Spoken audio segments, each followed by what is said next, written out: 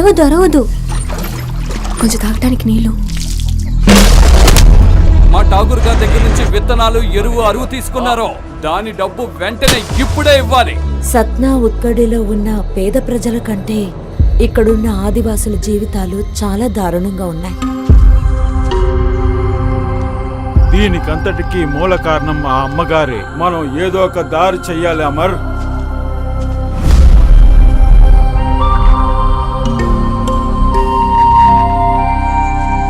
మీరంతా ఏం చేస్తున్నారు? అమ్మగారండి, వీళ్ళు మా గ్రామ పిల్లలు.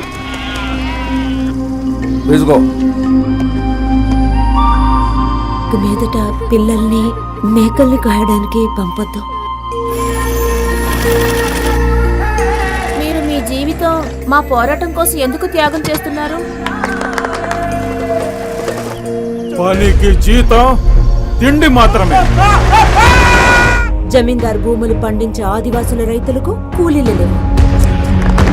ఎంత ధైర్యం ఉంటే నా ముందు అలా మాట్లాడతాను. నేను మీకు తోడుగా ఉంటాను కరుణి. ఈ గ్రామ ప్రజలకి జబ్బు వచ్చినా సరే, వాళ్ళు చచ్చినా సరే, ఆ ఎవ్వరం ఈవిడికెందుకో. సిస్టర్ రాణి మరియా, ఇది మీకు లాస్ట్ వార్నింగ్. వీళ్ళు మీకు చుట్టాలు లేదా గ్రామ ప్రజల్లా కనిపించట్లేదు. దయచేసి మీరు మమ్మల్ని వదిలేసి ఎక్కడికి వెళ్ళకండి. గ్రామ ప్రజలు ఎలా బ్రతకాలో మేము నిర్ణయిస్తాం.